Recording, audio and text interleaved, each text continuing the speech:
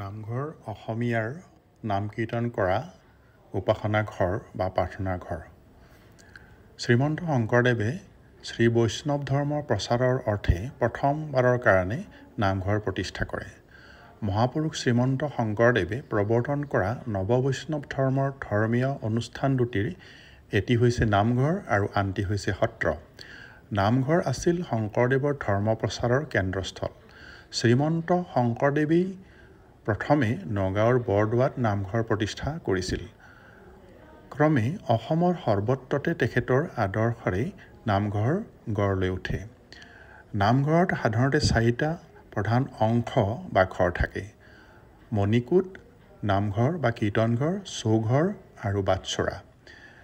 নামঘৰ সদায় পূবা পশ্চিমাকৈ নিৰ্মাণ কৰা হয়। ইয়াৰ পূব দিশত নামঘৰৰ প্ৰধান গৃহ মণিকূট স্থাপন কৰা হয় আৰু মণিকূটৰ ভিতৰত সিংহাসন ভাগ প্ৰতিষ্ঠা কৰা হয় আৰু মণিকূটত সিংহাসনৰ ওপৰত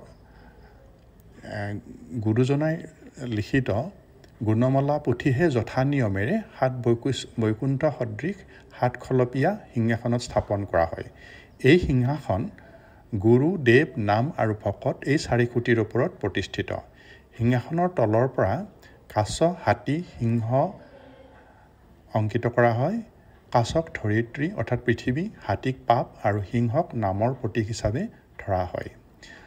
মণিকূটত আসন বা থাপনাৰ উপৰিও নামঘৰৰ অত্যাৱশ্যকীয় সম্পত্তি যেনে দবা, শংখ, ঘণ্টা, কাঁহ, শৰাই, টৌ, বান, লতা, কলহ, ঠগা, ডালনা, চালনী, পাচি, খৰাহী, ভোৰতাল আদি ৰখা হয়।